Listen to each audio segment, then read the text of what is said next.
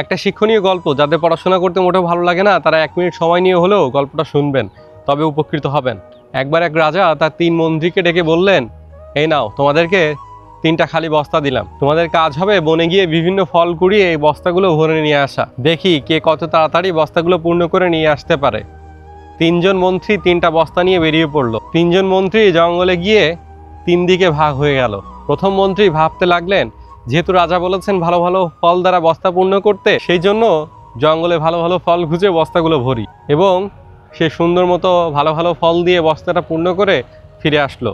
এবং দ্বিতীয় মন্ত্রী চিন্তা করলো, রাজা তো আর বস্তা খুলে দেখবে না, তাই নিচের দিকে পচা ফল ঢুকিয়ে প্রথম দিকে ভালো ফল ঢুকিয়ে রাখলো। এরপরে বস্তা পূর্ণ করে ফিরে আসলো। তৃতীয় মন্ত্রী চিন্তা করলো, রাজারা তো সময় কোথায় যে বস্তা খুলে খুলে প্রত্যেকটা ফল চেক করবে, সেই শুধু দেখবে বস্তা পূর্ণ হয়েছে কিনা। জঙ্গলের মরা পাতা, ঘাস, কাঠ এগুলা দিয়ে বস্তা পূর্ণ করে সে ফিরে এলো। 3 মন্ত্রী রাজার দরবারে হাজির। রাজা 3 জন মন্ত্রীর 3টা বস্তা পূর্ণ দেখে খুশি হলেন। তিনি বস্তাগুলো খুলেও দেখলেন না। তৃতীয় মন্ত্রী নিজের বুদ্ধির কথা চিন্তা করে নিজেকে বেশ বুদ্ধিমান ভাবতে লাগলো। রাজা একটি সময় নিয়ে তার সিংহাসনে বসলেন এবং ঘোষণা করলেন এবং বললেন, এই 3 জন মন্ত্রীকে তাদের বস্তা সহ 7 দিনের জন্য কারাগারে পাঠানো হোক এবং প্রত্যেককে 3টা আলাদা আলাদা কক্ষে রাখা হোক।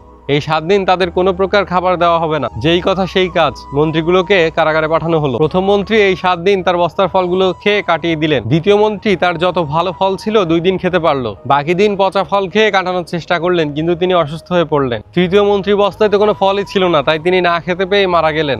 এই গল্পের শিক্ষণীয় বিষয় হলো, যদি আমরা ফাঁকি না দিয়ে সঠিকভাবে যদি আমাদের লেখাপড়া এবং কাজগুলো শিখি এবং করে যাই, তবে এর ফল আমরা কর্মক্ষেত্রে অবশ্যই পাবো এবং ভালো ফল ভোগ করতে পারবো। কিন্তু আপনারা যদি ওই তৃতীয় মন্ত্রীর মতো হেলায় ফেলায় সময়টা কাটান এবং ভালো ফল দিয়ে বস্তাটা পূর্ণ না করেন, তাহলে কিন্তু আপনাদের জীবনে করুণ পরিণতি নেমে আসবে। না জীবনে ভালো চাকরি পাবেন, না ভালো পর্যায়ে যেতে পারবেন। এই সময়টাকে ভালো করে কাজে লাগান, ভালো করে পড়াশোনা করুন, সেই মন্ত্রীর ভালো ফল দিয়ে বস্তা পূর্ণ করার মতো আপনার মাথাটাকেও ভালো পড়াশোনার দ্বারা পূর্ণ করুন, মেধাটাকে কাজে লাগান, তাহলে আপনি ভবিষ্যতে ভালো কিছু করতে পারবেন। নইলে তৃতীয় মন্ত্রীর মতো অকালে মারা পড়বেন।